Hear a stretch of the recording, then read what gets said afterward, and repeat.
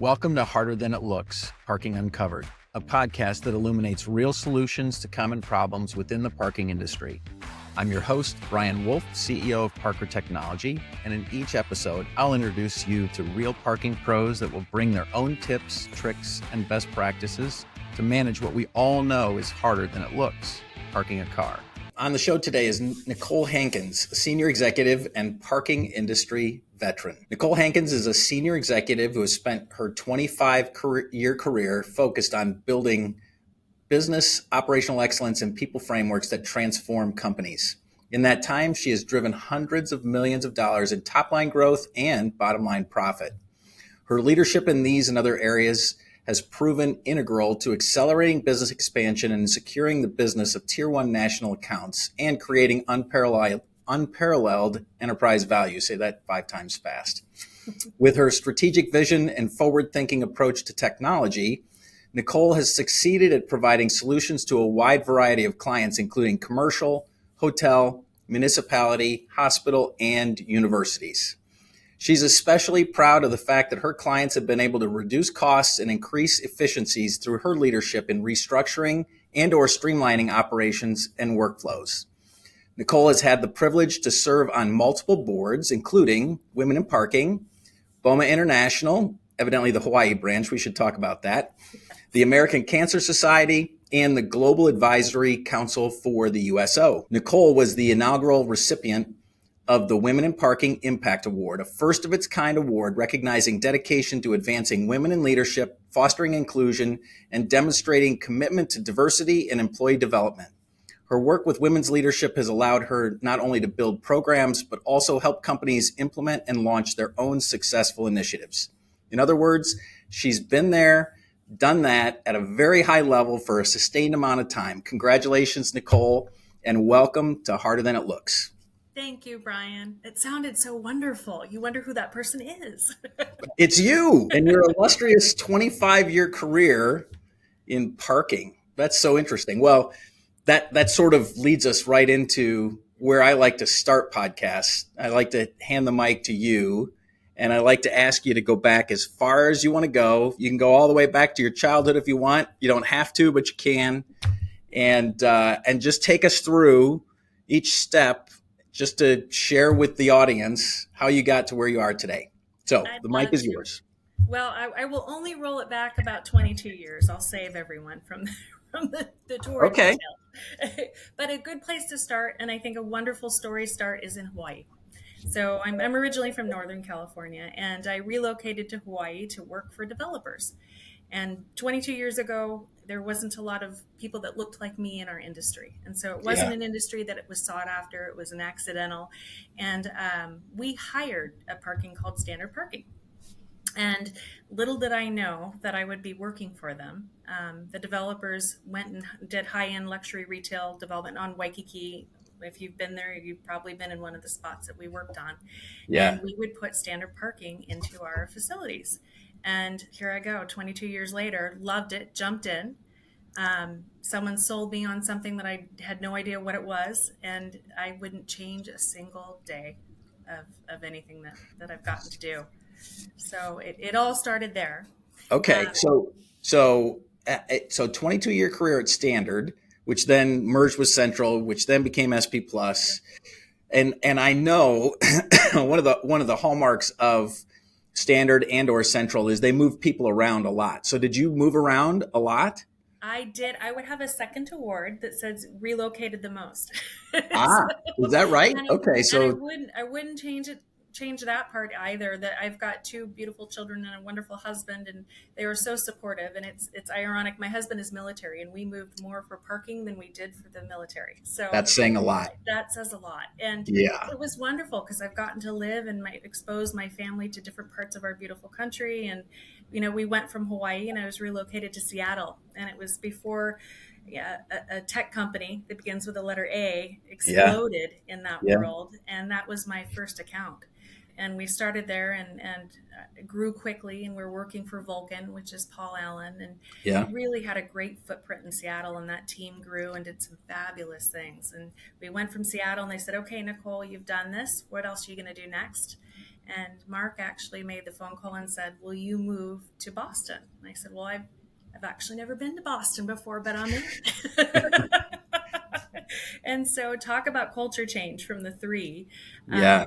Went up to support the Boston team and really grow New England and the whole East Coast area, Yeah. and had a fabulous time in Boston. And during 2020, got another phone call from our president at the time and said, "Okay, Hankins, we need to move you on. You've been stagnant too long." I think it had been 3 years, and moved to the Southwest, Texas and Dallas, and took over the bottom half of the United States. And absolutely, and I think they threw Montana and called that Southwest, and figured I wouldn't figure that out. So Yeah, took sure. over those areas, and really operationally, and it led me to a strategic. It was strategic job for the entire company, doing new business and operations for all of the United States. So the gift there is I got to see all parts of the country, and I had wonderful teams sitting there, and it was a good move. So it was fun. Yep. It's been fun, a lot of fun.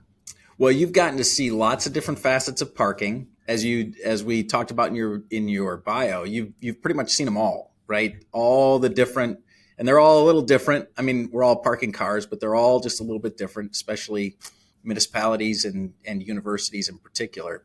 So, do you have a favorite? Ooh, that's a trick question. Yeah. I have to tell you, I have the absolute privilege, and I'm going to share a secret that I guess everyone will know now. I am not a huge sports person.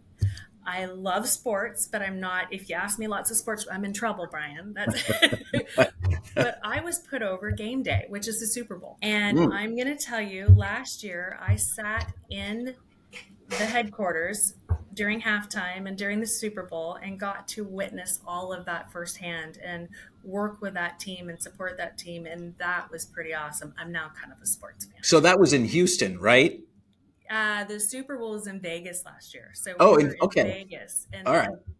Yeah, and so that team, I don't know. Oh, that's of course it was. You were probably thinking of something else that was going on, but it's a logistics team, so they travel around the world, and we do stuff in other countries, and so that was a cool team. But then I think I fall into the commercial thing too, because where else can you get the variety of client and exposure to what those folks do? So yeah, for sure. Okay, so a little bit. Yeah. Okay. So now you're a sports fan. That's good. Were you in Dallas during the Snow Bowl, the Snow Super Bowl? Yes, we were. So we moved from Boston and said, we are in the state of warm weather. We cannot wait. We got rid of all of our boots and hats and all the things, and our pool froze over, and we had snowmageddon. Yes. So that was it. I said, I don't know. Yeah, Texas doesn't get snow very often, and when it does, it's not good. And no one can drive in it. Bostonians are, man, they're strong, and they get out there. There'll be 20 feet of snow, and they'll go drive in it and say, "Go park your car, or we'll park it for you." Here we get a little dusting, and we're done. Yeah, and chaos ensues. Yes, it does. And pipes freeze and all kinds of really bad things. Okay, so you would say this last role, this national role, was your favorite? It was my favorite. And I think, it was my favorite because I got to use the 22 years of relationships and experience and teams. And, the hardest part about the job, and I'm skipping ahead, but is that you have to move, and you build these beautiful teams, and you watch them succeed, and you want to celebrate with them, and then you have to move on.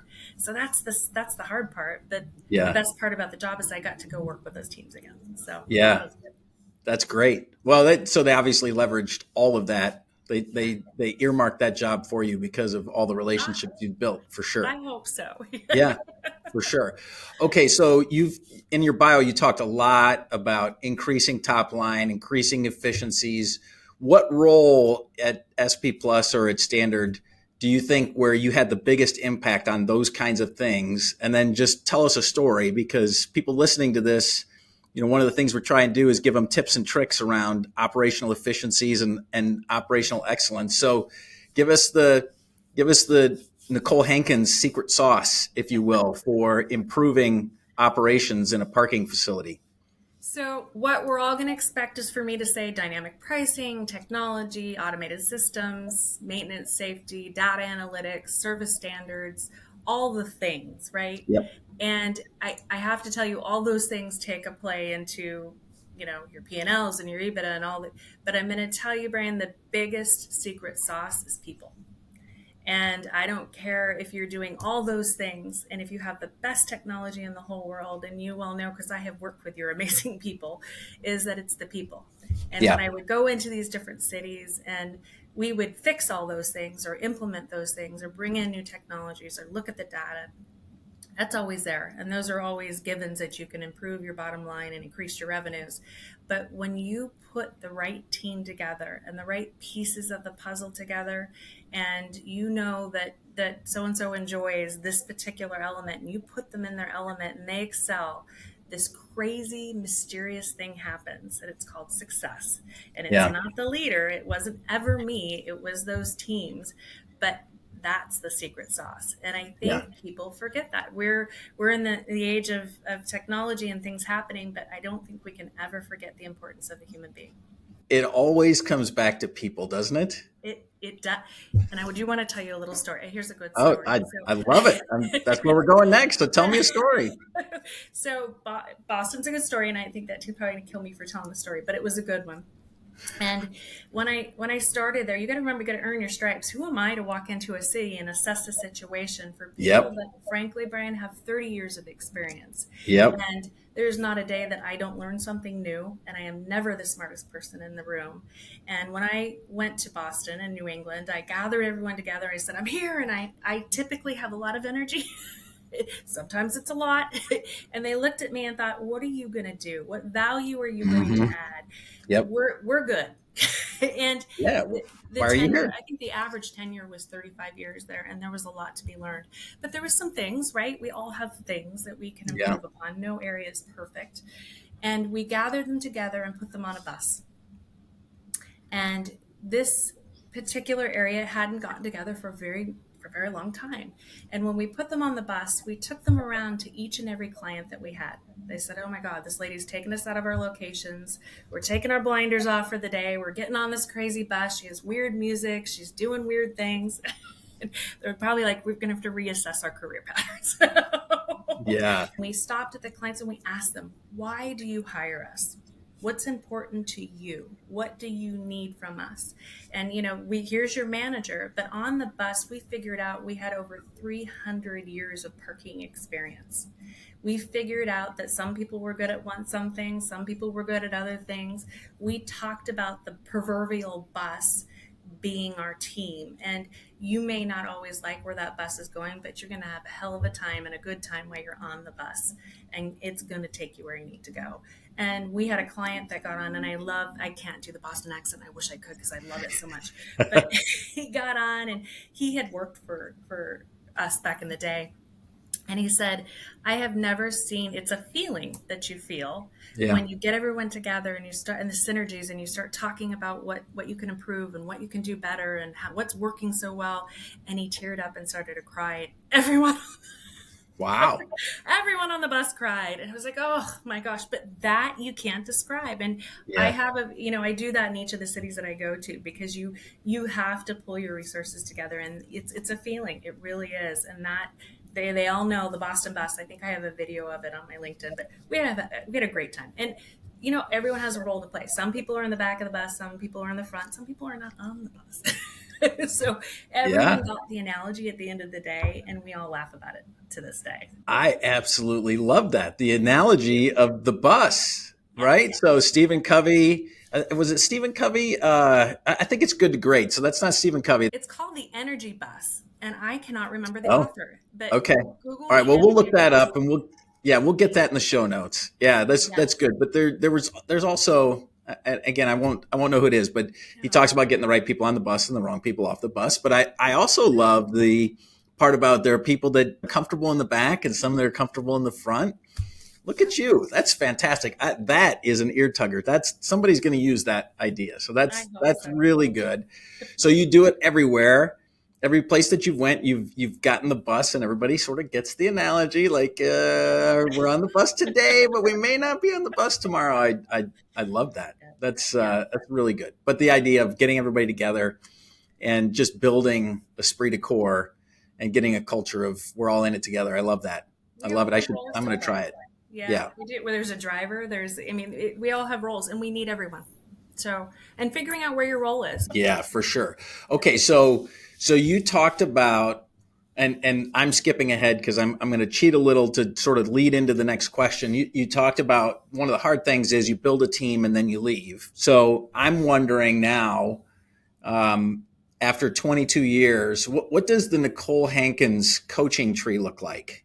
Like, how many people would say I can attribute my career to Nicole Hankins and all that she did for me? How many people are out there? Well, I have to tell you, when you make a change with your career, I have only ever worked for one parking company. Well, that changes, right? Yeah. But when you make a change in your career, you really look back and say, what have I done? Am I relevant in this industry? Am I really? I mean, everyone has those self-doubts, and I am one of Sure. those people, right? You kind of assess where you're at with things. And when I made that change, I'm in the process of making that change. I've gotten some phone calls, and a lot of phone calls, where it was someone saying, thanks for the coaching. Thanks for believing in me. And Brian, again, I will say I'm not the smartest person in the room. I am smart enough to hire and support and mentor really, really smart, amazing human beings. And Yeah. those human beings are doing different things with their career and they're getting promoted. But I still get the phone calls and I still get, hey, can you help me out with that? And when you get that call, it fills your heart. And it is not an award that sits behind me. It's not an accolade that I got somewhere. It's the phone call that means the absolute most. Because at the end of the day, put your head on the pillow and you want to know that you helped someone with Yeah. their career and their life. And that is the most fulfilling thing that you could ever ask for. So Yeah, for it sure. truly Okay. is. So tell us a story. You don't have to name the person. You can name the person if you'd like, but to tell us one of your favorite stories. I had a person, and this is something that my folks will always tell me, that always like to tell me what they couldn't do. And I think we've all had that person. And at one point, maybe I was that person early on, was tell me, I can't do that. That's not going to happen. That's not going to work. And they would walk in and say, yeah, no. So I think the tagline is always tell me what you can do. And let's, as a leader, sometimes people focus on the negative. Let's go fix the negative. Let's point out the problem. And that just doesn't work. It doesn't work. Let's focus on the solution and how you're going to get there. So tell me what you can do and let's figure out a way to get there and let's think out of the box. And whether it's, I have windows in my office and I would take markers and I would write all over the windows. That makes people love me. But we would think of stuff and just throw it up there and see what stuck. And I don't care. As weird, as crazy as you can make it. And we were in a Seattle market with a tech company, the BNBA, and we were one of the longest vendors that were there ever. And it was because we were agile. We never told them what we could not do. We told them what we could do. We started with one minivan. I called it the mommy van, and one location. And when I left that market, we had 60 locations, a fleet of 55 shuttles, and services across the country. And I'd be lying to you if I said that we had those services prior. We did not. We made them up. Nice. But it's because we told them what they can do.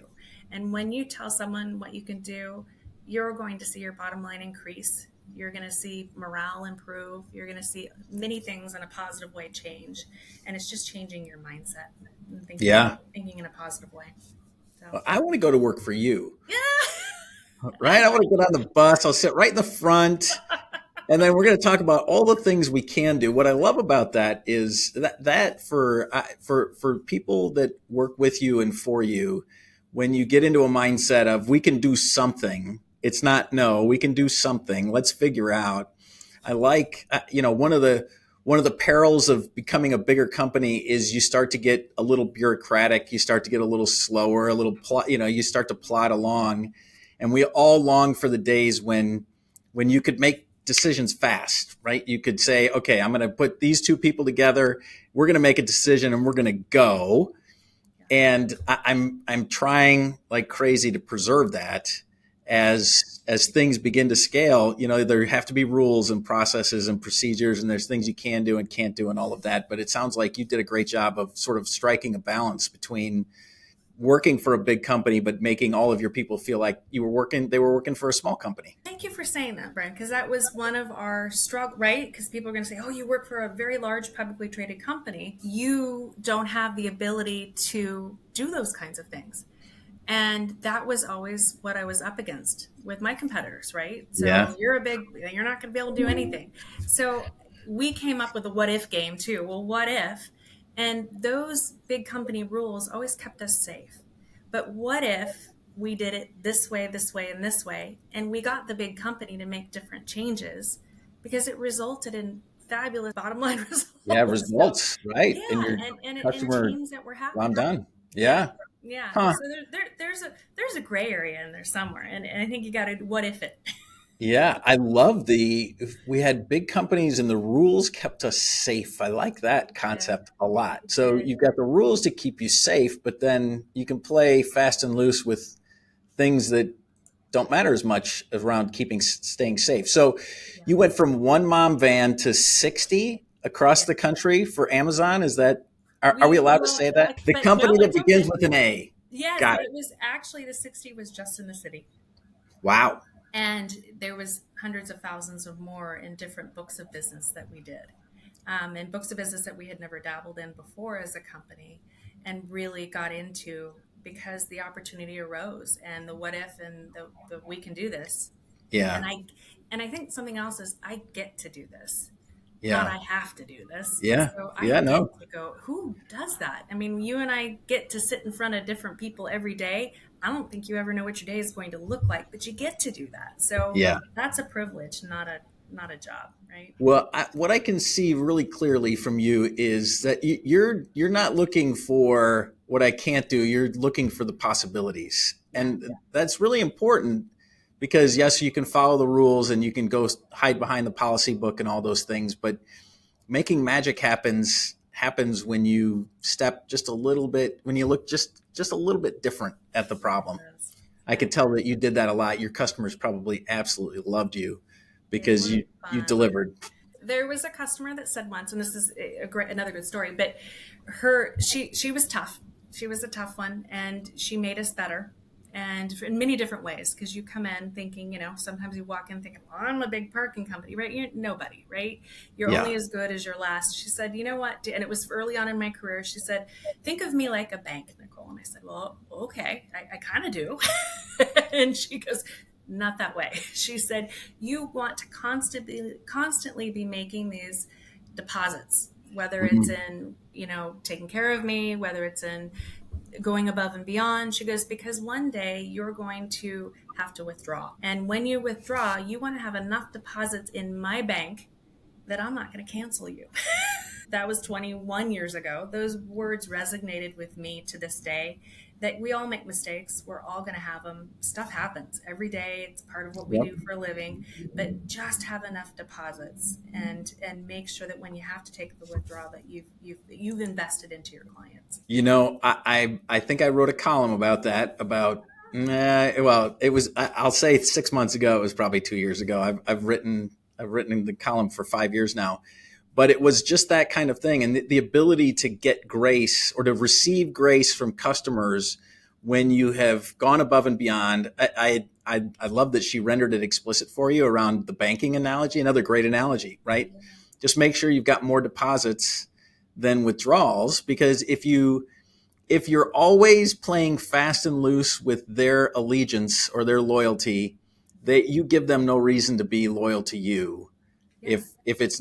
If you're not making regular deposits. So that's pure now gold.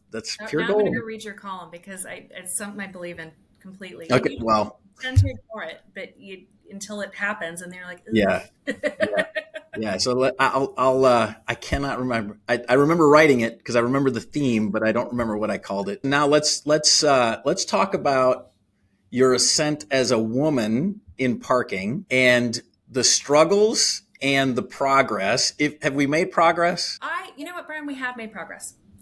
And I have to give him a plug. My former mentor, Mark Bauman, was my CEO at the time. And I'm going to tell you, 22 years ago, they hired me a little bit because I looked like the admin, they called it, that was getting promoted. right? It's the truth. It's Yeah. okay. But, Yeah. give me a challenge and tell me what I can't do. So, Right. and it was just, we need to diversify. They had thought about diversity at the time, just not huge. Mark played a big component with many things. We started the Women's Advisory Forum within SP Plus. I don't know how many years ago that was, but there was a council put together, and it was women at a certain level in operations that sat at a table and said, okay, now what do we do? What does this look like? And how do we make progress? And so when we had implemented diversified interview panels, we implemented unconscious bias training, we implemented, there was 10 different programs that we did, and we made conscious efforts to change what our senior leadership looked like and where we were going, and really mentorship programs. And as you well know, because you're a huge supporter, and I thank you, the Women in Parking is still doing that. And we are making progress. I don't think we're totally there yet, but we also have people like yourself that are so supportive of what those initiatives are, and companies that are, Heidi's amazing to work with because she supports Women in Parking, does a lot for us with the mentorship and everything else, but we're going to continue to move it forward. And I think we're getting there, and we're not the only ones. I got off the phone. We have International Women's Day. We started planning already, and there's a woman from Dubai. I have someone from Australia. The woman last night we have from the UK, and we're talking about women's issues in those countries.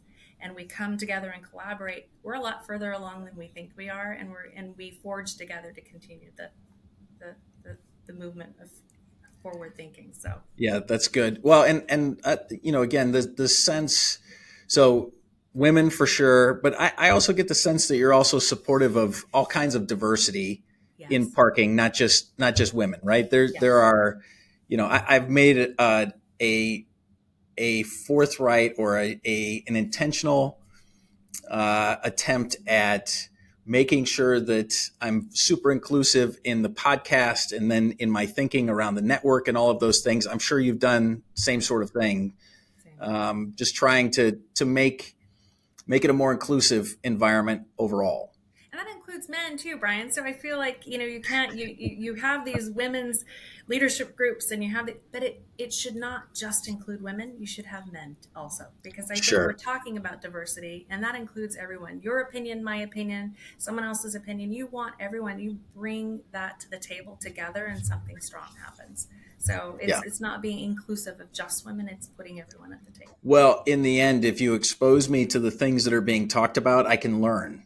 I have the ability to learn. And frankly, I have a lot to learn. And so knowing what the conversations are, knowing where there are sensitivities, knowing where I can support an effort and make an impact, I want to be able to do that for sure. That's absolutely one. What, if you don't mind me asking you a question? Sure. Yeah, of course. I know Parkway's a huge supporter of Women in Parking and all the things you do. What has been a big initiative that you guys have taken on to change the diversity? So we have been very intentional about making sure that we're representative of everybody in the company as far as putting spotlights on leaders. We've put together a DEI committee to make sure that everyone's viewpoint is at least considered and seen. If I've learned anything, I've learned a couple of things. First, it is most times people just want to be heard, and they want to know that the way they see the world is appreciated or at least understood. We try very hard to recognize people at all levels of the organization, and I prefer to keep the spotlight off me. Frankly, it's it really isn't about me. It's about the people that do the work every day. And so we try very hard to keep the spotlight where it belongs, which is really operationally the people that deliver every day for our customers. Those are the most important people for sure. They have a great leader, which that's a wonderful thing. Tammy was a runner-up this year. Yes. She is another favorite human of mine. Yes. An amazing person. And so give her accolades for being on that stage this year. I have some very strong women that work for this company, for sure. I'm very fortunate that way. It's good, and it goes all the way into the organization. It is certainly Tammy is a force, Heidi is a force of nature, but we've got lots of those folks going all the way down into Linda Black, who manages the operations here in Indianapolis, and Mona Rodriguez out in Las Vegas. These women are strong women, and they are great leaders, and we're a lot better for it. So I enjoy shouting them out because they do a great job. They have a great leader, so that's nice. Well, I appreciate that. Okay, so now I'm going to go off script just a little bit. I'd like to hear about the USO and the board. So let me get it right, because I'm reading from my notes now. So the Global Advisory Council for the USO. Yeah. So tell us about that. So super cool. Very, very cool. My husband is retired military. He was in for 25 years. He was in the Navy. And I honestly wanted to give back in different ways. And so I picked up the phone and called a regional office here and said, hey, how can I help? I've got some board experience. What can I do to help you? And fast forward a couple months later, I was put onto a regional board. And it's raising money for the troops. And it doesn't matter what your political affiliation is. It doesn't take a role. It's really just taking care of those troops. They're away from their families and their children. A lot of them miss the births of their children and their wives and their spouses and just all the things. And they disbarred the regional groups. And they said, well, Nicole, we're only going to pick 10 out of thousands to join this global board. And it will be for all of the USOs. And some of us remember the USOs, some of us are older. Bob Hope was their person, right? And now everyone's like, who's Bob Hope? I'm like, oh. Yeah. And now it's Wilmer. Remember the 70s show? Wilmer, the guy, he's the guy that is our Is that right? Yeah. Okay. What we do is, I just got back from Poland a few months ago and we were visiting the troops on the front line, and I wish I had the pictures pulled up, but we go in and we raise money to support the troops. And what we're doing is we're allowing them to read books to their children virtually. We're connecting them Xboxes on our board also, and the video gaming and the gaming and playing with your kids live. And when you're on a big battleship, those people, the men and women, are sleeping in racks, which is a bunk, and you have an inch, 2 inches that you're slotted in. There's nowhere to take a break or to get away from it all. And we've created rooms where they can go and have a resemblance of home. Maybe it's a snack or a movie night or a dinner, or the USO funds all of that. And so people forget it's tough. In Poland, they're ramping up, and there's tents, and there's not a lot of places to get away from that and take a break. And so the USO creates that environment for them and does so many other things. They help with when they come home and transitioning and jobs. And so how can I not be excited about that? And such a privilege to serve them. We were at the Polish ambassador's house having dinner with him. And wow, to do that, I had to do that. And it was so much fun. And the people that serve with me are wonderful people. And we're always looking for business leaders to get involved and participate. So that's what I get to do. So that's a lot of fun. I hadn't thought about that. That must have been quite a kick, or it must be quite a kick for a soldier to play Xbox with their son or daughter. I mean, my son does it all the time, right? These kids don't get together anymore. They have their circle of friends, and he goes down and he plays Xbox or whatever he plays till 2 a.m. And it's all virtual, but it feels the same to them. I would imagine a father or a mother would love to do that with their kids, which is awesome. They connect. And then there's in-game things that we sponsor for them, but they get to connect and talk. And it's a different generation, a different world, right? That's technology's come in that way too. And sometimes they don't even have Wi-Fi. So we're going in and sponsoring that they get the connection to make the phone call, right? That they need to make. And it's just fun. They come in and they're so grateful and so gracious of everything and anything we do for them. So it's amazing. It's selfishly, you walk out and you're in tears half the time, but it's just an awesome experience. So I'll bet it's really hard. Well, you lived it for 25 years. So your husband was in the Navy. Was he a Marine or was he in the Navy? He was in the Navy. In the Navy. So he was gone most of the time. So parking for me was, I had 2 children and moved 3 or 4 times. And a lot of the times they'll come home and not know. Navy guys are gone 3 years at a time. So they're really gone. And back in the day, we don't know where they're at or what they're doing. So parking saved me in so many ways because I immersed myself into my job, and my children back in the day could change a ticket spitter. You train them. Are either one of them in parking? Yeah, put them into park early, Brian. Yeah. Said, you need an ROI for mom. Wow. It was different, right? Back then. Yeah. And I'll tell you a quick story, but I Yeah. had my son, and it was my very, very, very, very first account. It's called Tripler Army Hospital, and it's a pink building on Oahu. And if you've ever gone to Hawaii, you'll see a big pink hospital. It's an Army hospital. Okay. And I had just given birth to Max. Max is a beautiful 11-pound baby. He's a very large baby, cute as could be. And I got a call back, and they said, listen, lady, we're here for, you get a call back. We want you to do this presentation. And my husband was out to sea. He had been gone for some time, and we didn't have a lot of contacts in the area, so I didn't have a choice. I put Max into a carrier, a little sling, and thank God he was a good baby. They didn't know he was there. I didn't say anything. I did the presentation, Brian, and I closed the darn account.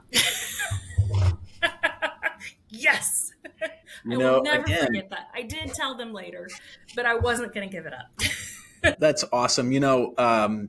Alex Argiden down in Miami, we just talked with her. In fact, her podcast just went live, I think, yesterday or 2 days ago. And, one of the things that I loved about her perspective, and I can hear it come through from you as we get back to women in parking and all of that. She's like, I don't care if I'm a woman or a man. I don't care what you think of me. All I'm doing is I'm going to come and just deliver. And so you swaddled up your son and you went and delivered. They didn't know any different because you just showed up and showed up. That's awesome. Congratulations. And I think you just said something pertinent. You got to show up. Yeah. Just show up and show up with a positive attitude, and you can do it, right? Yeah. It's not super hard. But it is super hard. And that I know that that showing up, it's hard. It feels like it's getting harder too. It does. You find your people in your tribe, and it makes it a little bit easier. Yeah, for sure. Okay. So what's next for you? What's your next chapter look like? So next chapter, I want to take everything that I have been so blessed to experience over the last 22 years and learned from all these wonderful people that I've gotten to work for and clients, and use all of that. And so the next chapter will let me use all those things and implement all those things and continue to grow. I'm a work in progress. I'm not a done deal. I have lots of life left in me, and I'm not going anywhere anytime soon. So that is what will happen for me, and doors will open in the right spots. And okay, so maybe I'm putting you on the spot, and we can edit all this out if you want to edit all of it out. So do you want to go work for a company, or do you want to do consulting, or what's the perfect job for you? You soul search a lot, because when you have a big life change, you think, okay, here's my time to I've worked since I was 15. I have not ever not worked, right? So you really have to soul search what's important to you. Where are your priorities? And for me, starting a company, I teetered a little bit. Should I do it? Should I not do it?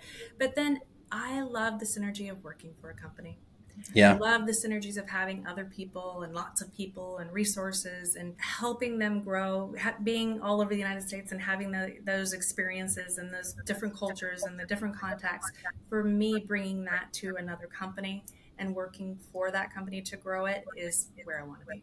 And it took me a little while to get there. I had to do the pros and cons list. I had to figure out what really makes you happy and where you want to be, and that's it. So I will pop up at another company. Well, you certainly have a much better attitude than I did when 8.5 years ago, the world was my oyster. Let's put it that way. I've probably shared on this podcast before. I co-founded a company in 2006, and then I was fired in 2014. And I was like, no, the world's not my oyster, because I really didn't know what to do. But that, all roads lead to, the worst thing that ever happened to you becomes the best thing that ever happened to you, because Parker was the next thing, and it's turned out to be pretty good. So I'm glad it's a good gig, Brian. Yeah, I'm glad that 2014 happened, because here I am. And I think from both of us, to anyone that listens to this, is change is not always bad. Yeah. And, Mark, I always quote Mark, nothing changes. And I was like, oh, that's a horrible saying. But it's not a horrible saying. Because it opens a door of possibility and opportunity. And, people's first reaction is to go, oh, my gosh, I'm so sorry. Oh, don't be sorry. It's a wonderful opportunity. What are you going to do with it? Right. Yeah. And I think whether you have a big career change or a life change or just an everyday change, what are you going to do with it? Right. Take advantage of it. So Yep. good thing. So I don't know if so I've got this on my brain because I literally just finished the book on Audible, Man's Search for Meaning. Oh, I have not read that yet. Okay. So, Okay. I gotta write it down. yeah, it's gosh, I'm sorry. I'm looking down at my phone. No, it's okay. It's Viktor Frankl. Okay. So the big idea was he was captured, they arrested in Austria, and then spent 3.5 years or 3 years in Auschwitz. And his process of working through life having meaning is absolutely worth it. It gave me a whole new outlook. I'm sorry that it took me this long to read the book because he wrote it, I think, in like the 50s. Oh, you're kidding. Okay, so I'm gonna go. That's my to do for this week. Viktor Frankl. It's fabulous.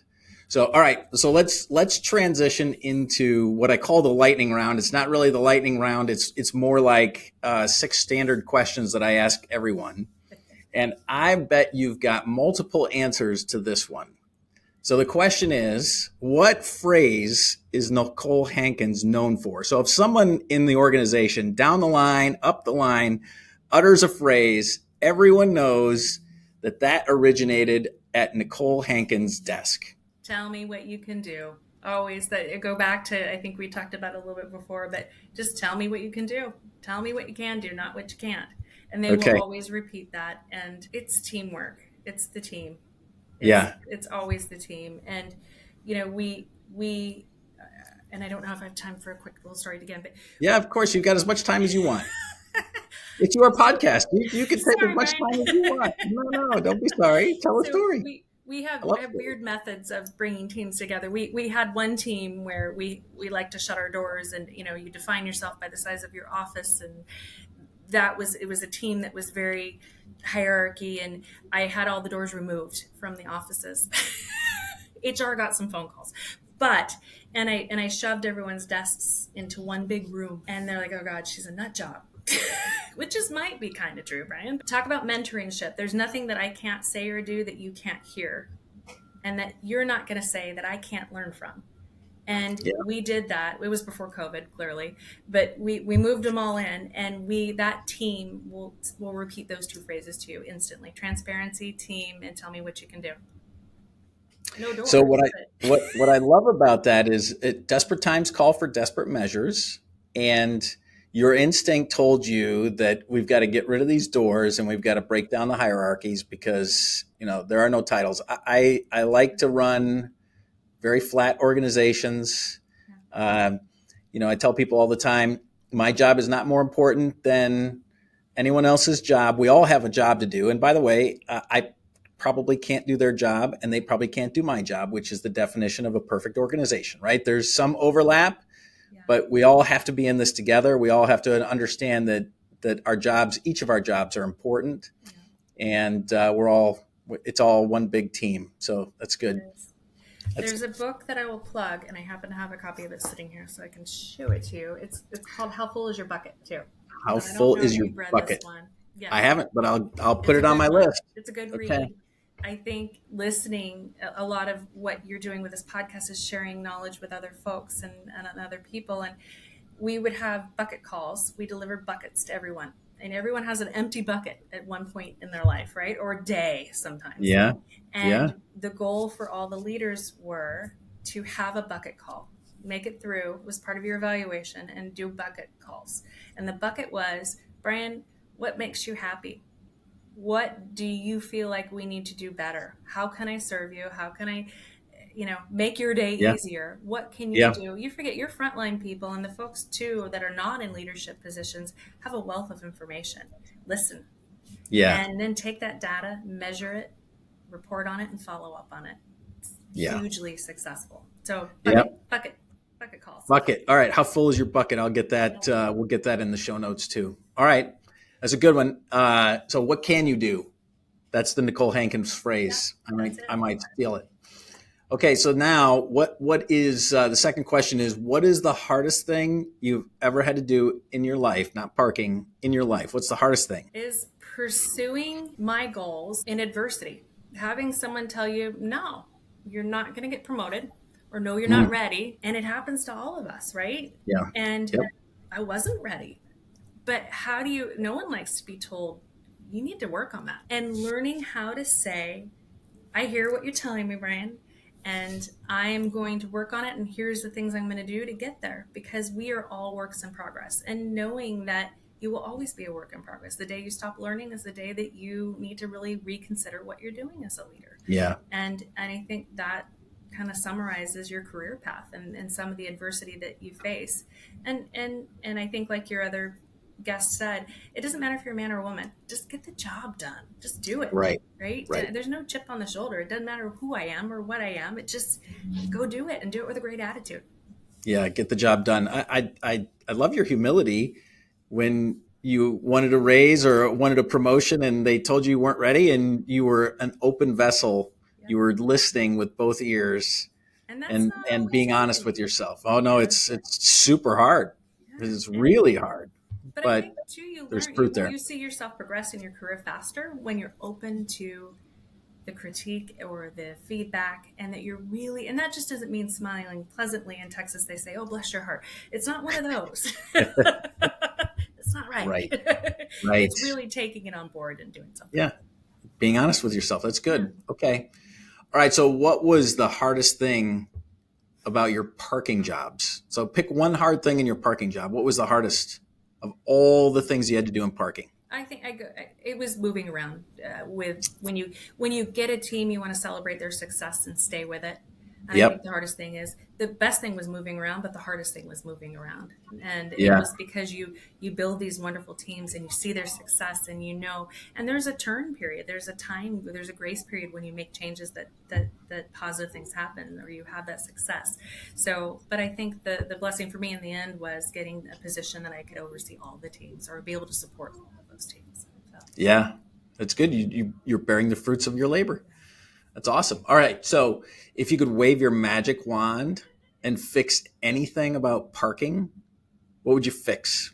This is an easy one. So how many times, have you sat next to someone on an airplane and they say, "What do you do for a living, Brian?" And you're like, "Parking." You have a fancy title. These are good things, but you still go, "Parking." And they go, "Oh," I was on a plane yesterday, and the woman's like, "Oh, okay, wasn't that's nice." And I'm still like, the career day, the kids never asked me to go to career day. So if I could wave my magic wand, it would be universal in saying, I would make people understand how absolutely incredible our industry is, what camaraderie we have, how supportive we are. We are friends, we are mentors, we are leaders. And you never know who you're going to sit in front of from day to day, and the friends that you will make, the experiences and the knowledge that you gain. If people could have that level of respect, come out of their education or come out of where and say, "I want to work for a parking company." Yeah, that's really good. It's absolutely true. You get 1 degree separated from anybody in parking, and the appreciation and the knowledge of parking departs pretty fast. Yeah. And it gives us the opportunity to explain to all those people on the plane, but it's a lot sometimes. Yeah, it's a lot. And they it's like electricity. They take it for granted, for sure. They do. And there's so much that's happening, that's going on. So it's fun to talk about, but I'd love for more people to covet our industry. What they should know is that it's really good to know somebody in parking. Yes, you're right. So there's a little wink and a nod to any non-parking person listening to this podcast. We hope there are lots, but it's good to know people in parking. Trust me. I think it's good to know people in parking. Yes, it's good to know people. So, all right. So when you're not parking cars, so I'm doing some quick math. Max is probably in school or out of school, and then you've got one younger than that. So when you're not parking cars, what are you doing? I have one in high school that's a junior, and I have a daughter that is going to be starting College of Charleston next year. So I'm being a mom and a wife and traveling. We just got back from Greece, and we love to travel, and contrary to, we love to travel for work and for fun. So and then really my passion lies with women's leadership and supporting women in parking and supporting the USO and all the things. So, and being a mentor and a mentee sometimes. So those are the things. That's great. So how involved is the USO? How often are you do you do something for the USO? Yeah, monthly. So Monthly. we Okay. travel quite a bit. So we'll go to the different ships, or we'll travel into different countries and have immersion trips and go see the troops and go. I call them fun things, but it's really supporting our troops and making sure Yeah, that they're getting what they need. So that's great. it is. Okay.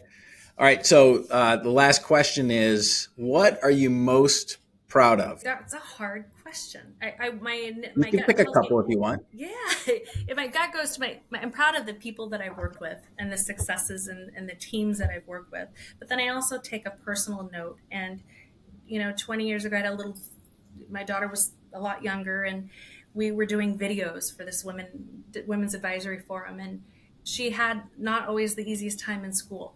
It was tough for her. She had adversity in many different ways, and she sat in that chair and we did this video, and I've saved it to this day. And she said, I'm going to be the next CEO. She doesn't know boundaries. She doesn't have limits. She is going to go do whatever the heck she wants to do.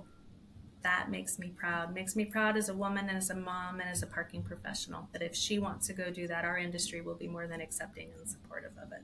So That's awesome. Yeah. Congratulations.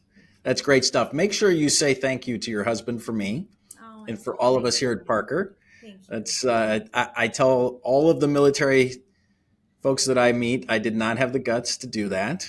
And so I appreciate those that did. And so thank you to him, and thank you to you. So my last question for you is there anything that I didn't ask you that you wish I had?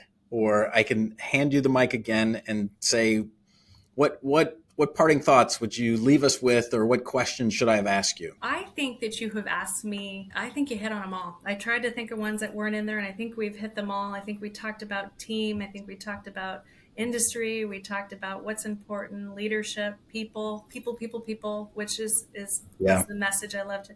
And I love to meet leaders like yourself that believe in those things. So it's been fun, and I appreciate you sparing the time to chat with me, Brian. Well, that goes both ways. Thank you for making the time for me as well.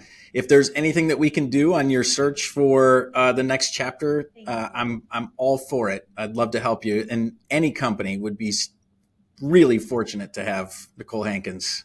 Thank you, Brian. All right. Thank you so much. I appreciate your time. Okay, welcome back to segment 2 of Harder Than It Looks, Parking Uncovered. As you might be able to tell, I am not Brian Wolff, our CEO. My name is Courtney Cooper. I'm our events and community manager, and I also produce this podcast on the back end. So first time today actually interviewing someone, and I'm very excited to introduce our segment 2 guest. So in this segment, we talk to somebody outside of the industry, illuminating how, parking is hard, but there's also other jobs out there and other things that people do that are harder than it looks. So today we have Ava Wettrick. Ava Wettrick is a seasoned interviewer and podcast producer with a flair for storytelling and a passion for connecting with audiences. With a proven track record of producing over 150 episodes for her podcast, Mentors, and Young and Profiting Media, Ava has had the privilege of crafting interviews for high-profile clients, including CEOs and iHeartRadio hosts. Her prowess in podcast marketing is underscored by a LinkedIn network of 22,000, attracted by her insightful and journey-driven content. And I'm also happy to say that she's one of my close friends. So Ava, welcome to the podcast today. We're so excited to have you. Well, I'm so excited to be here, Courtney, for so many reasons. And I feel like we're going to get quite a dynamic episode because, like Courtney said, we are really great friends. And so I'm just happy to chat with a friend about more about what I do. I'm very, very excited. I've never been interviewed by a friend before, so I'm very new for me. Great. So this is first for both of us. And so what we typically do on this show is we ask people to go as far back as they like. Tell me, for people who don't know you, who is Ava Wettrick, and how did you get where you are today? Oh man, there's a ton of that's such a big question. And I really do appreciate it because it kind of allows me to start my journey anywhere. So I'll kind of start when my career started, which was high school, right? I didn't really go down a typical path. Since I was in sports all the time, I didn't have the opportunity to pick up a job at the local coffee shop or the local fast food place, or do any lawn care work like some of my other friends did. I kind of went the light entrepreneurial route, let's say. I was a part of this innovation class taught by the one and only Don Wettrick, my dad, right?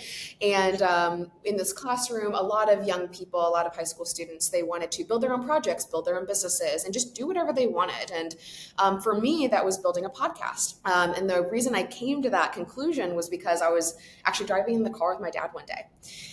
We're driving, and it was like an hour-long trip. We were going up to another school so he could, do a speaking gig. And I was like, I am so upset with my I'm so upset with my generation. I want them to know about all these mentors I know about. Why don't people know about Tom Bilyeu and Seth Godin and Simon Sinek or however you want to pronounce it? And these are all like business industry experts. A lot of them are in marketing, especially Simon and Seth Godin. And my dad was like, well, why don't you try to do something about it? And I was like, you know what? I think I will. And so I created this podcast called Mentors with a Z, Mentors for Generation Z, right? And so I built that, and it was a wild ride from the start. I remember filming my first episode, like sitting down I think I was like sitting down in my on my like bedroom floor, trying to make sure my mic worked, interviewing someone who was kind enough just to take the time with me while I was stumbling through questions and so nervous, right? But it was painful, but I stuck with it, right? I think that's the first. I think in terms of this podcast we're part of, the first step is always the hardest. And I think the hardest thing for me was getting started. And the hardest thing for me was pressing record and setting up an interview and actually stumbling through an interview. And guess what? It sucked. I did terrible. I did terrible. I was so nervous. I was so afraid. I, had all these questions, but I threw them out the window. I was, you could tell in my voice, even though it was just audio, right? Like I was scared. I actually think I never released that episode because I felt like I did such a terrible job and a disservice to like the person I was interviewing. I'm very hard on myself sometimes. So I was like, okay, well, let's get back on our feet and let's try again. Because for some reason I wanted to try again. There are times when something's hard and you give up and you go, oh, I don't want to do this anymore. I tried it, I failed, whatever. But for some reason, I just wanted to do it again. I wanted to try and I wanted to make it better. And I did a little bit, right? And then the next time I did a little better, and then more and more and more, right? And at the same time, I was building this like small audience on LinkedIn. I was like 16 or 17 or something, and I was like posting on LinkedIn being like, hey, I'm Ava. I just want to be on here, and I am doing this podcast thing, but I also want to tell you a little bit more about me and what I'm doing and what I'm learning, and I want to ask questions. So that was honestly a big thing for me on LinkedIn. I would just ask community questions like, hey, I'm 20, help me out. What do I do? And people really do like giving advice. So I got a ton of advice on LinkedIn, and honestly, that helped dictate some of my direction in life because I was just getting encouragement and support from those professional communities, right? It's not every day that like 10 CEOs of 10 businesses are going to, tell you, oh, when I was 19, here's what I did. So here's my advice to you. I love that stuff. It really did help educate me in such a unique way. But I did all that. I did this podcast. The audiences grew. The guest list started getting more interesting. The followership I got on LinkedIn started to grow. I wasn't trying to like go for any like Instagram clout. For some reason, I was like, professionals on LinkedIn, that's who I really want to speak to. I didn't know what I was doing. I was like, a kid. I still am a kid.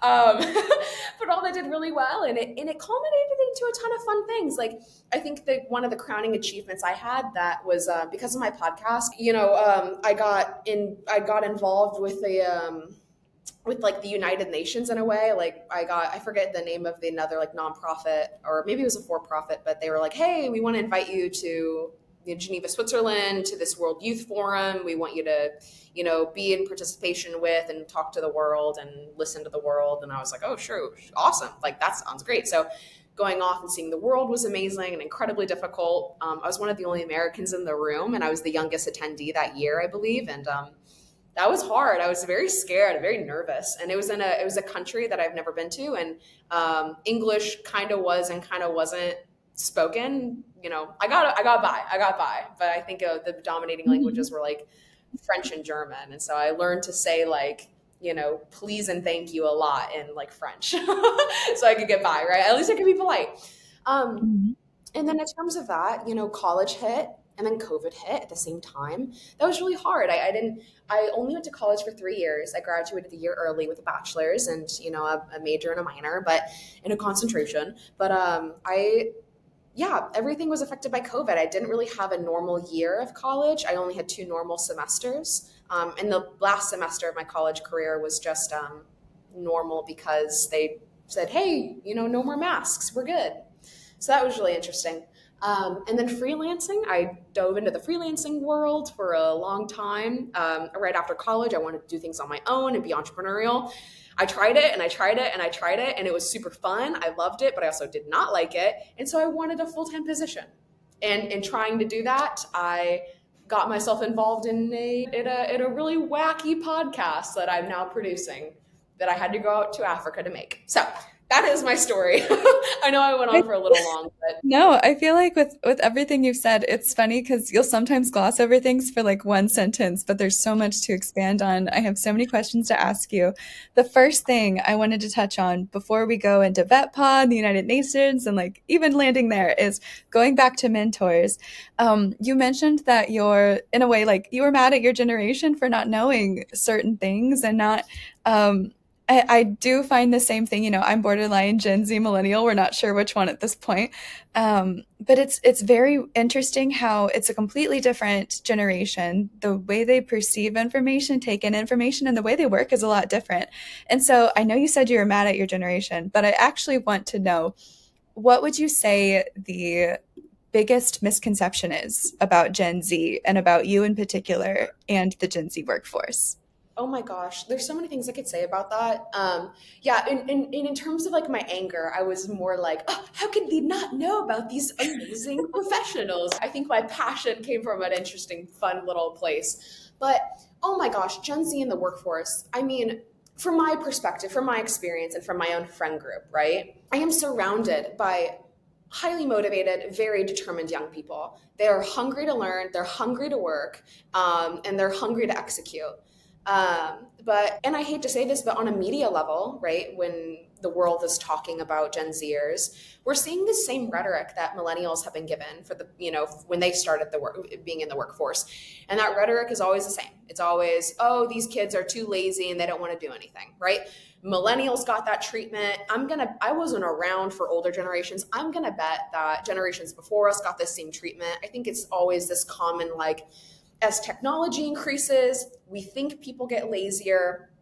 But I honestly just think technology is an opportunity for faster growth and more productivity, just in different ways. So, I feel like it's like this, it just happens over and over again. But I really want to like have this stigma broken about Gen Zers being like lazy and hard to work with and difficult. I honestly think that we as a new generation, personally, I think we as a generation are just as hungry and just as eager and just as able and ready. But I think that we just have to be handled a little bit differently, right? You're working with this new generation that has, how do I say this? We're the last generation to have some sort of non-technological childhood, but the majority of our lives have been online.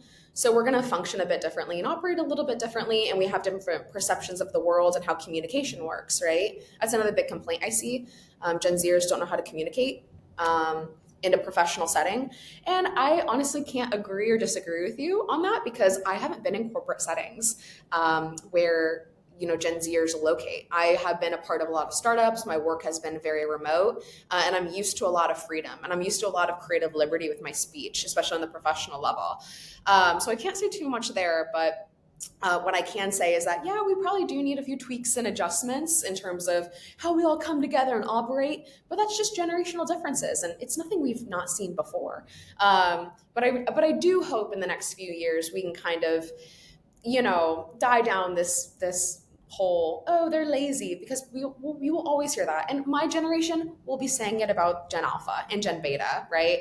But I have a feeling our society will be just fine. over time. I think so too. I think, with advancements and just the way people are communicating and view the workplace are changing, and that doesn't have to be a bad thing. There's a reason. I think that Gen Z is very outspoken about their opinions, where other generations may not be as outspoken. And that actually leads me into my next question for you. So, attending the World Youth Forum, and at the time, being the youngest there, and also when I met you, you were full-on entrepreneur. You're asking me tons of questions about entrepreneurship. Sorry, let me repeat that. You're asking me tons of questions about entrepreneurship and marketing, and a lot of questions about myself. That's what I've always loved about you, is you're very, you love taking in information. So then, as somebody who is a part of Gen Z, you're also a woman, you are a business owner, and you're an entrepreneur in general. You've never left that entrepreneurial spirit. What is the biggest challenge you've faced then with all of those cards being dealt to you? Oh man, I do think, I do think I have a bit of an advantage being I don't want to use the word aggressive with myself, but I do feel like I have a bit more of a masculine spirit, and I feel like you do need to in some workforce scenarios. It's not something I love, but it is a part of me, and I feel like I know when to flip that switch on and be like, hey, I'm in charge of the room. You're going to listen to me. And, the other one is just being very young. Sometimes people look down on you because you're so young and you're trying to do these ambitious things. And sometimes they will treat you, not the best, or they'll see you as naive. And to that, I understand, right? I'm starting to deal with 20-year-olds. I'm 23. I'm starting to deal with 20-year-olds who think they know everything, right? And I'm like, if only you knew. But to the people that were patient with me, I am very grateful. So being dealt all those cards, I think it made it a little more challenging to push my way through and be taken seriously. But I think being so rigorous in my work and being so passionate and dedicated and just kind of proving my worth a little bit over, more and more over time, it's allowed me to have that credibility. But also, I also had this innate desire to build communities and to build networks. I'm a very social creature, as you know, Courtney. I definitely jump into a room all the time and I'm like, I love all of you and I want to get to know everyone, right? So being able to connect everyone in the room to me and connect them to each other, and then be able to ask questions and get advice and honestly play the young card. There's a inherent advantage and disadvantage to being like young and a woman in corporate spaces or in these like entrepreneurial spaces. Because on one hand, it's like, fine, you might not take me as seriously, but on the other hand, I can use that, hey, I have questions. Hey, can you help me out with this? Hey, I don't fully understand this. Hey, can you? So I always do very curious. So honestly, that kind of helped me get a ton of mentors, learn a ton very fast, and then get a ton of support where I needed it. That was honestly a very big thing for me because I didn't know how to do everything, and I still don't, right? So I will go around and network my butt off, and I will find people that go, oh, like, I know more about this than you. And I'm like, yes, you do. That's fantastic. Do you want to help me out? Can you teach me this? Can you answer my questions? And the answer is honestly always yes. That's my big piece of advice for high schoolers and college students. Use that card. Use the youth card. Hey, I'm just a student. I'm just learning. Can you help me? Because I've honestly rarely gotten a no from that, especially when it comes to your own industry. Hey, I want to be part of this company later on, and you're higher up here. Can I learn from you? Maybe, yes. Can I try to be a part of this project? I'll work for, the bare minimum. I just want to learn stuff from you. Maybe, because honestly, there's a whole debate there, but I have done free work in the past, just trying to get my bearings on work and build a portfolio. Do I suggest it? Do I recommend it? Not always. Not always. I was in the same position as you and found the same thing in terms of just instead of saying I'm young, cut me slack, it's I'm young, can you teach me? I love that perspective from you. I think that is just perfect. But I was in the same boat as you where it's like, if I have to learn for free, I mean, that's what I have to do in order to dip my toes into things. So. Oh yeah. Honestly, I literally until you said it, I'm young, cut me slack, that I didn't Like genuinely kind of like when I was like, oh, I could do that. Like I didn't know I could do that.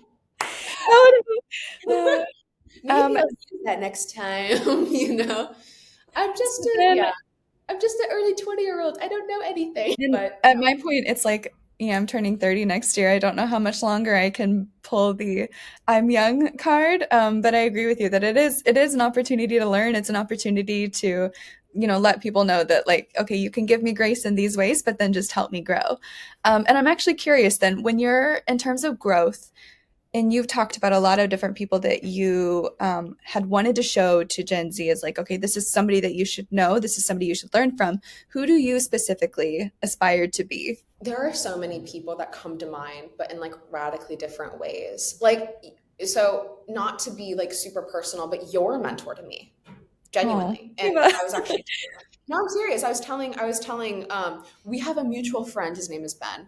And I was telling Ben, yeah, 2 days ago, I was like, I thought it was so sweet. Courtney made a LinkedIn post because we had a conversation and she like listed advice for young marketers and what she wished she knew. And like, I like literally like took notes on her LinkedIn post because those were questions I was asking her and that was advice she was giving me. Like I see you as a mentor and part of me wants to be you when I grow up, a really well networked, buttoned up professional marketer who knows her stuff. Like I want to be that. And in terms of like other mentors in the past, I mean like, I have this one mentor, her name is Tima. She lives in Australia and we don't talk super frequently right now. Back in my LinkedIn days, we talked all the time, but being like her, this very like almost ethereal, well collected, well spoken woman who pushes so much love into the world and allows people to be seen and heard on a professional level. I feel like that's beautiful, and I really do want to be like her when I grow up. And those are like honestly, those are the two that really do come to mind. But in all honesty, I feel like I take a ton of, I look around at all these mentors, right? Because I've had other ones. Like there's Nathan Harris and there's JT McCormick and there's like everyone I've interviewed on my podcast I considered a mentor. And there's so many personal mentors I have in my own life where I'm like, oh, you help me understand emotional intelligence better. You teach me patience. Not in the you're making me patient, but like you teach me how to be patient in my own life. Like I have so many mentors. So what I kind of like to do is I think creatively and I go, okay, let's just find these best pieces of all these people and let's just stitch them together in my mind. And I want to be whoever she is, right? And I hope that's me in a few years. I can't put a label on it. I can't say me in a year or 5 or 10 or 3 or 7, right? But, one day I do want to be whoever she is. But honestly, it also comes down to family. I admire and I love my family so much. My mom and my dad have both been like entrepreneurs, and looking to them and just being like, like, oh, I love you guys. I want to make you proud someday. They've turned me to the young woman I am. Yeah, there's so many mentors. That's a great question. Like genuinely, I'm gonna like ponder that as we keep talking. Oh yeah, So it's hard because I agree with you. There's so many like amazing professionals I've met, like amazing women, amazing men in the industry, out of the industry, like through so many different points in my career. And I'm excited for you because you just have like so much time for growth, but also like the person you are now is just so impressive because you're so eager, you're so hungry to learn. And I just love that about you. It's just like it's contagious. It is so contagious when I talk to you. I'm like, man, should I go start a business? You should. Oh, well, you did. Let's talk about that. I did. You did. I did. You did. Yeah. And then I actually took mine off the market. So I had an LLC and I actually got rid of it because I wanted to do full-time work. Oh, Stephanie Malik, a top tier woman. I want to be like her when I grow up. She's go find her on LinkedIn. She's incredible. Her story is incredible. She went through so much adversity as a child, and she's just taken all of that and just become a remarkable career woman and a remarkable mother and a remarkable servant leader. In my opinion, like I love her. I like Stephanie Malik. she's great. And I ask her for advice sometimes. I'm like, Stephanie, can you help me? I don't know any of this stuff. And she's like, sure, Ava, who do you need me to get you into contact with so you can figure this out? And I'm like, thank you, Stephanie. I love you. She's fantastic. That's my final one. Oh my goodness. And I'll put her info in the bio too, or in the show notes. Please, but just like people like that are so willing, especially that's why it's so important for our generation to get out and make connections. Like, even if the person that you're talking to is like 3 people away from, like, maybe you need to talk to somebody, it's always good to like expand your network as much as you can, because you never know when people are going to make their way back into your life. People jump around all the time, especially in our industry in parking. People stay in parking and then they just jump around to different companies. So you never know who you're going to need to talk to. So, make time for everybody. Everybody is worth a conversation. Everybody has different perspectives and everybody has value in that way. So yeah. And so much more than you know. I honestly, I get asked advice a lot about like networking as a young person. I know it sounds really stupid, but for me, it does come down to just building. Don't view it as like networking, because that's like honestly, I feel like that's a big scary term. Like, I got to network professionally. No. Yes, but no, you just need to create relationships and build friendships and be personal. And I think those are like the most high value ones. Like, if you're at a networking event and then, what do you do? I do this. What do you do? I do this. Okay, great. Bye. Like, that's not a connection you made. Really. That's just someone that pitched you and you pitched them. But once you can build these like actual relationships, that's where that network is. And so when I tell people, hey, if you're a young person, that network, make friends with people older than you. Look up to someone in their 60s and 70s and go, you're so cool. How do I be more like you? Like, I want to know. I'm curious, because that's networking. And that's building mentors, and that's building friendships, whether you like it or not. I also view everyone as like a friend. So maybe that's just me. So true.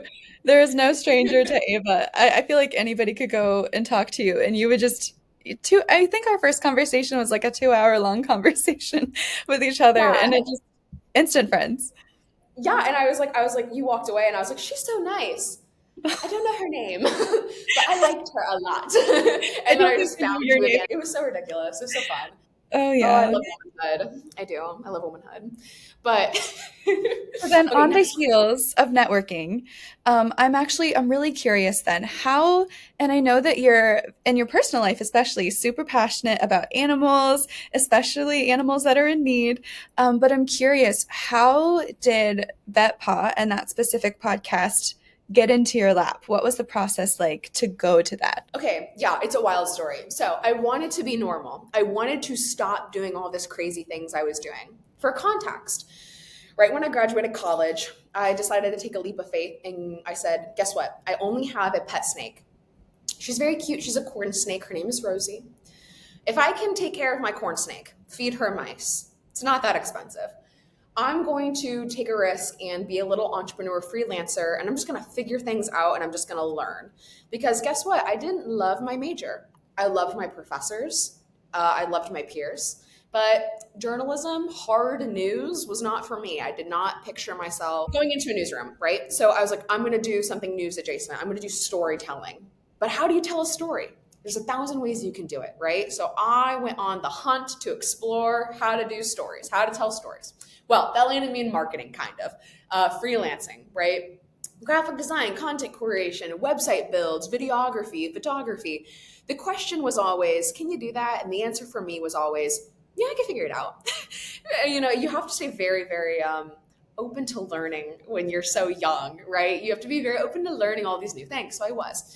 So I had really interesting clients, I had like, what was it? Like, I had one, it was a festival that held itself somewhere in South America each year. The year I was with them was Cartagena, Colombia. So I went to Colombia and I did video stuff and the website design and all this like social media stuff. Have I ever done that before? No, but I figured it out and I learned it and it was valuable. Another one was it was a race car driver, a professional race car driver was building his own tech startup. And I helped build all this copy for for their company, and I was like doing personal branding for him on on like LinkedIn. Have I ever done that? No, but I figured it out and I had fun with it and it was valuable, right? And then like if I like think back, I could probably think of like more fun little clients. Yeah, it was just whole wacky wild. So, but I was like, I don't love this freelancing stuff too much. I want to be with a team. I want to have a normal income. I don't want to, I want to pay normal taxes. Fun fact, 1099 contracts, the taxes aren't fun behind them. So I did not enjoy it. My feelings got hurt and I would cry after every tax season because I'd lose so much money. But I was like, okay, let's get a normal job, real job. While I'm searching for that, I'm reaching out to my network. I'm contacting people. But my background, I've actually completely skipped over this. My background not only is in podcasting because of mentors. I actually joined a podcasting agency in college. I interviewed my boss. I had her on my podcast. Her name was Hala Taha. She is the host of the Young and Profiting podcast. She's also very big on LinkedIn and now on Instagram. She's awesome for that. Interviewed her. We wrapped up and she was like, "You're really good." Oh, thank you. She's like, "No, you're really good. Like, if you need anything, you let me know." Okay. Well, thank you very much. Hang up the phone. 2 months later, she calls me or texts me or whatever. She goes, "Hey, can you work for me? I really want you to produce, shows under my network." And I was like, "Yes, absolutely. I would love to be paid to do what I love." So then I started building a ton of shows for her and her clients. And these were like these high profile CEO women. And mainly those were my clients. And they would interview really awesome, successful people. And I'd write the shows for them. And I go, "Hey, I did all the research for you. These are all the questions you should ask. These are all the topics you should hit. You should make sure to mention these things. And I'll sit in the background, have fun," and it was a really fun job. But I, as much as I love doing the interview style podcast, I was like craving something more ambitious. Cause again, I was like 100 deep, right? And I was like, man, I want to do something cool. But I never got the chance to with those interviews. So fast forward, I'm looking around trying to get a normal job, applying everywhere. And I, end up kind of thinking in the back of my head about this nonprofit that I've known for about a year, VETPAW, Veterans Empowered to Protect African Wildlife. That's what they stand for. They take international veterans and they say, "Hey, you might have some complex PTSD. Would you like to use your military skills to train local anti-poaching units and, be able to decompress, but have meaningful work out in Africa?" And the answer is usually yes. It's a very healing process for a lot of these veterans. I got to know the founder, Ryan Tate, because he was actually at a networking event.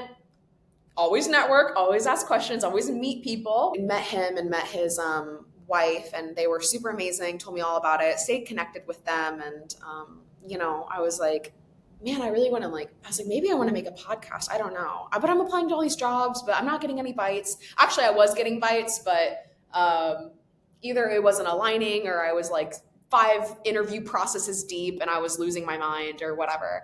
And I kind of like pitched this idea to him and I was like, "Hey, I really like all the things that you do at this nonprofit, and I'm a big animal lover. I volunteer at my local humane society. And my family and we foster animals. We actually have 5 kittens at our house right now and I help out with, right? So we're big animal lovers. I'm a big animal lover. So, hey, can I want to pitch this to you. I've kind of always wanted to like make a more ambitious podcast. Can I like make a podcast for you?" And I was like, maybe this could be my paid opportunity. Maybe I can like create my own role at this nonprofit. I pitched him and he's super interested, and we actually got on a real call. And the answer was yes, but the answer was not the yes I expected. I was like, "Hey, I would love to like remotely interview your team and just talk about things." And he was like, "How about you come out to Africa? Okay. How about you spend as long as you want here, you bring all your equipment and you just build this podcast. We want to see it happen." And I was like, "Oh shit." I was like, "Oh shit." I didn't expect you to say yes. And I also did not expect you to say, "Yeah, come out here." So I frantically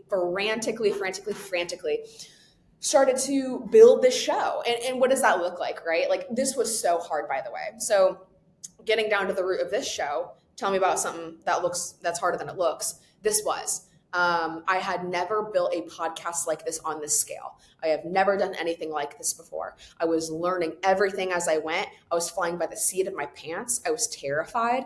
Not only was I building the show alone, I was in charge of everything. I was in charge of creating this whole thing. I flew out to a country I've never been to before. Like, it wasn't a family vacation. I went alone, right? Or I went with my now co-host, Meg Day, who is a part of VETPAW, but she's in another state, right? So we traveled out, and so I was like, oh, I'm alone trying to build this project all by myself. I'm going to figure it out. I'm just going to do it. And I was learning on the job. I was freaking out about mics and sound and trying to get to know all of these, veterans that did not know me and, connect with them personally and be able to interview them while they're also trying to like protect wildlife and do their jobs. And I was trying to be a fly on the wall while like recording all these sounds. And it was insane. It was insanely hard, but it was insanely rewarding. I mean, you can ask people in my personal life, like there were nights or days or like weeks of like, I was scared. Like I was anxious. I was scared. I was I was trying to make something good, but I didn't know how to make it. Creatives will understand that there's a gap between the thing that you're making and the thing you want to make, right? It's always, oh, I really want it to be like this up here, right? But you're down here because you just don't have the skills to get up there. But I was so ambitious. I was like, no, it's going to be like this. It's going to be up here. And I will be damned if it's not. And I'm very proud to say that I've met my own expectations, which I'm very, very proud of. And so spent a month out there, recorded amazing sounds, did amazing interviews, got to be a part of some amazing stuff. My two incredible moments were a black rhino darting and a cheetah darting I was able to attend. That was incredible. I really loved that. And then just getting to meet all of the amazing veterans out there, just doing great work, meeting local anti-poaching units, talking to them about what they do and why they do it. And then just also getting to meet other people in other parts of the world. I got to interview local soccer coaches that were helping out the local townships, right? Like, hey, we want to engage our kids in something that's proactive and good, so let's do soccer.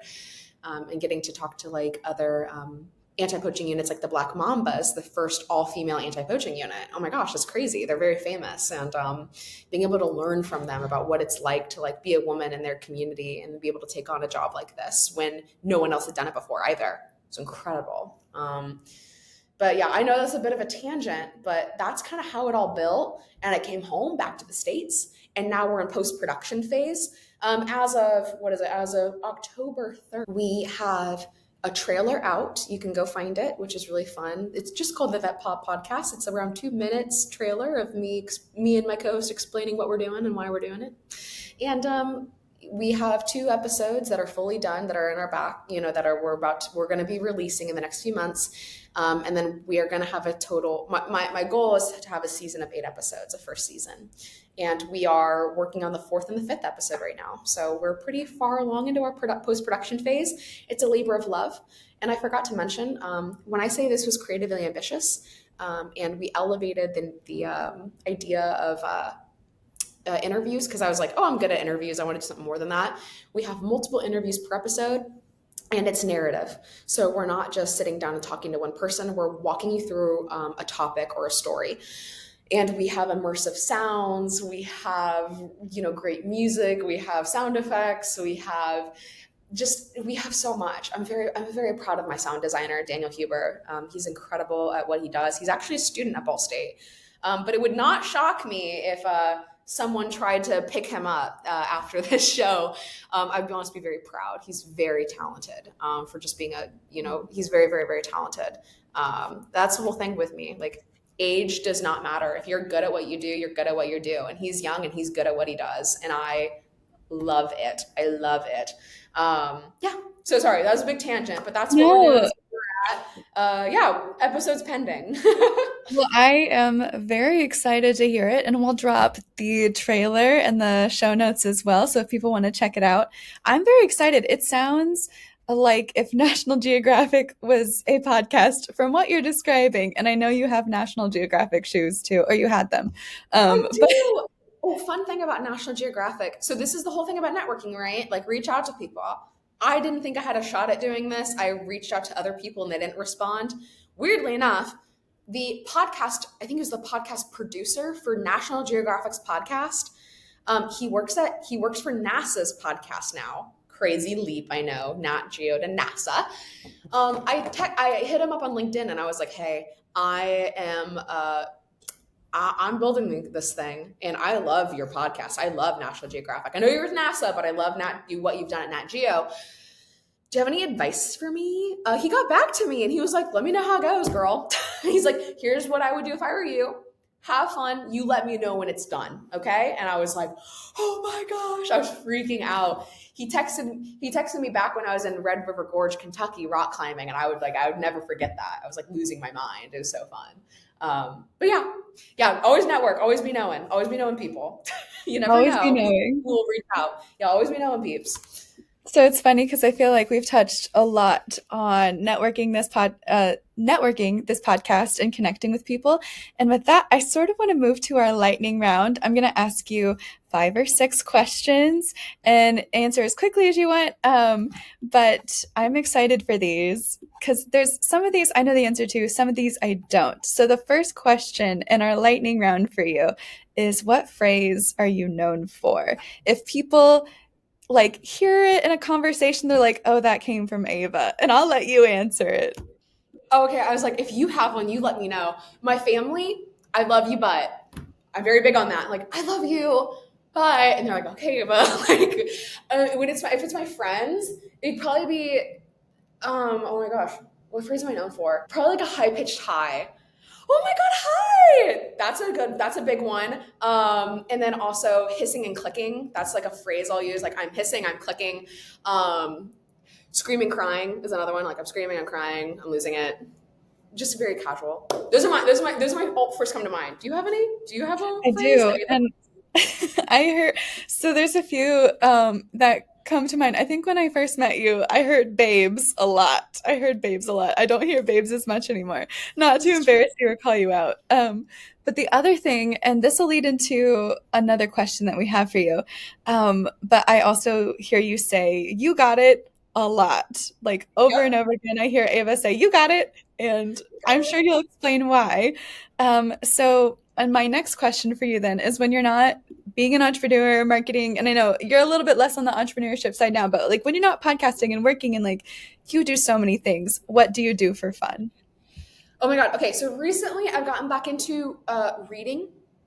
I've gotten back into reading. I really like it. I was like doing like the very typical book talk girl thing, but right now I'm reading East of Eden. It's really good.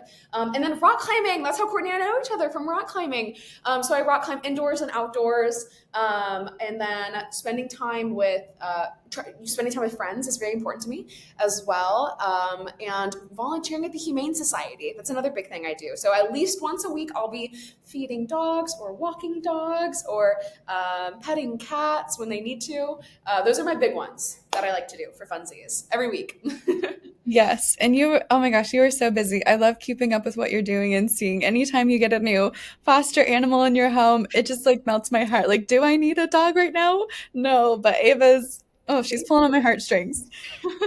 Maybe we have 5 cats right now if you want one. Oh man. I would say yes, but oh my goodness. Okay. So my next question for you is, what is going on the podcast theme, what is the hardest thing that you've done in life? Not specifically for work, but in life. Okay, we're going to get a little deep for a second because I do have something. There's a big story behind it, but I won't go too much into it. I think the hardest thing I've ever done in my whole life was learning, and this is a thing a lot of young women go through, and I just went down the hardest route you could learn this lesson from. I think the hardest thing I did was learning that I had a people-pleasing problem and overcoming it. It was very hard. I super duper recommend reading Boundaries by Dr. Henry Cloud. I will give you a preface that this book is related to the Christian faith, but it's so widely well known because they also just have a lot of like data, and it's just really good. So you can read it in a secular sense, or you could really read it in a faith-based sense. I think for both people, it works wonderfully because I took away so much from it. Learning boundaries and learning that I had a people pleasing problem and learning that that was hurting everyone around me, including myself, was deeply painful. And then learning how to overcome it was really difficult because here's the issue. Here's how I view it. People pleasing, the people pleaser, you're being quite selfish and you're being quite mean and you don't know it. Because when you're trying really hard to get everyone to love you or everyone to like you, you're not being your true self, and you're not being true to other people, and you're not being honest to other people, and you're not being honest to yourself. And typically, even though it's the road, I've also heard it said like this, the road to hell is paved with good intentions. I had a lot of good intentions. I had a lot of love for people. I had a lot of care for people. But because I was people pleasing, I ended up hurting a lot of people in my life. And that was very, very hard. So learning how I operated and learning about the problems that I had and overcoming that desire to be neat, to be liked, and overcoming that desire to be loved, was extremely painful, but so freeing. Because once I was able to do that, I was able to actually love people. And there's a big difference between I really want you to love me and I will no matter what. That was the hardest thing. Maybe we'll encounter something even more difficult as years go by, but I had to that's the hardest thing ever. But I'm very, very, honestly, I'm very proud of myself for overcoming it. Actually, you were great friends with me during that whole process. I think you might've watched me oh, look, she's down on the ground. Oh, look, she's 6 feet under. Let's hope she digs herself out of this hole. But I did. But yeah. It's interesting that you say that. I think it's something that a lot of people, especially women, especially young women, have to go through it because I think we're taught you always have to be amicable, you have to be a certain way. And I think you might have posted something about it on LinkedIn recently and just thinking about okay, always trying to be that girl and that person for everybody, but it's just impossible. It's impossible to always be 110% all the time. But I think, and especially seeing your journey and just understanding what you need and what you want and thinking consistently about, this is where I want to be and this is where I specifically want to be. This isn't where my parents want me to be. This isn't where my friends want me to be, but just specifically where do I see myself and what would make me feel the most fulfilled. So seeing you on that journey has just been so amazing and so exciting. You're so kind. You're so kind. Oh, and then I have 2 more questions for you. So then with VETPAW specifically, what would you say the hardest thing is about producing that podcast? Writing's tougher than it looks. Right, the writing portion's very hard. You're taking all of these interviews and all of these ideas and you're collecting them and then you're trying to thread them together. It sounds easy. I dare you to do it. Genuinely, go do it. Let me know how it goes. You come back to me. If you did a great job, let's have you work for the podcast. That's what I say. Writing it has been extremely challenging, but I've learned so many skills. I'll say that. Oh my. Yeah. It is so hard, especially there's a difference between storytelling writing and guiding a conversation. And especially for podcasting, you're creating a narrative. You're bringing people into your world to fully understand what VETPAW is. And then there's copywriting where you're trying to storytell and influence people. There's just so many different, it's intricate. You can't just plug it into ChatGPT and say, oh, this is a great podcast. The human approach to copywriting and storytelling is so necessary. It is very difficult. It is super hard. Trust me, I've tried. I'm like, chat, listen to this, and it will. I'm like, chat, give me writing, and it can't. It literally, I'm like, oh my gosh, I'm gonna lose it. Oh my gosh, okay, fine, I'll do it. Or I'll have a team, or I'll have my small intrepid team of writers help me. There's three of us writers: myself, Daniel Huber, he's also our sound designer, and Lucas Struntz. He's an amazing writer. Oh my goodness, he's an amazing writer. He does things for Netflix and Hollywood, and he's my age, and he was like, fine, I'll help. He's like, I'll help you out on this. And I was like, I have no idea why you want to. Thank you.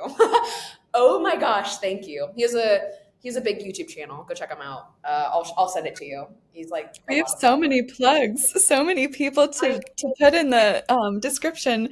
And I love how well connected with you. Again, your energy is just like amazing. I love seeing it. And then my last question for you is, what are you most proud of out of anything? I don't want to cry, but I'll never forget this. Okay, I might cry talking about it. I'll never forget it. Our mutual friend, Ben, I was sitting in the car with him and we were talking and I was so scared and I was so frustrated about this podcast. I couldn't get it to work. There was a point where I couldn't get it to work and I didn't know what I was going to do because I so desperately wanted this to be made. And I was crying and I was like, I have to try. I have to try. I have to keep trying. I have to keep trying. I have to do it. And, Ben's kind of trying to comfort me. And he's like, you got it. Like I don't know if he like really even knew what to say, but he was just trying to comfort me. Because if you ask him, he's like, honestly, as of today, he's like, I didn't even know if you could like pull this off, but you did. So I always kind of think back to that moment where I was crying in the car and I'm like, I have to try. There's no other way. This has to be real or else I will die. Like that type of dedication and love for a project I've never experienced before. I never knew something like that. Like that Billie Eilish song, I want to try. Like I was like thinking of that. And now looking at myself and going, you're doing it and it's going well. There are still days that it's really hard, but I think I'm so proud of myself for loving something so much and sticking with it and persevering through everything. Did I do any of this alone? No. I'm very proud of the group of people that have helped me make this. I can't do this alone. I never have. So I'm very proud of everyone too that have helped me make this, because it's because of them I'm still able to keep going. If I didn't have a team of people, we are a small team of 4. If I didn't have that team of 4, I don't think I'd be here like doing what I'm doing. I think this thing would have never launched the way it's launching. So that is what I'm most proud of. I'm proud of my past self, and I'm proud of my team. Well, Ava, it's just, oh my gosh. With you specifically, I just feel like there's so many things you embody. And I think a lot of people can say that they're a passionate XYZ, but then they can't back up what passion looks like, and they can't materialize it. But the way that you talk about people and your projects and the things that you've been working on, like it's just like dripping with ambition, but also dripping with passion. And I absolutely love that about you. And I'm very excited to see where the show goes for you. It is so cool to see you grow. I am so glad that like even after that night, you're able to pull through, and I'm excited to see it, create something amazing. I'll send you little snippets. It's really fun. There are a few favorite sections that I love so much. So yes, and then of course, yeah, and to wrap up this segment, I want to mention something about you that, it's something, opinion I've held about you for a long time, but also on LinkedIn, I was doing research and saying like, okay, what are people saying about Ava? Because you can go down and look at the recommendations, and somebody just described you as a breath of fresh air. And I 100% parrot it. I absolutely agree with it. If you're listening to this show and you're not following Ava on LinkedIn, I highly recommend checking her out and checking her content out. She's very genuine. She's honest. She's a fantastic guest and also a host. So Ava, I appreciate you. Thank you so much again for joining us today on Harder Than It Looks. Courtney, thank you so much for having me, and thank you for being an incredible friend. Okay, that's a wrap on this episode of Harder Than It Looks, Parking Uncovered, presented by Parker Technology. Please leave us a review if you liked what you heard. Make sure you tune in next month as we continue to uncover tips, tricks, and best practices to manage what we all know is harder than it looks: parking a car. Bye for now.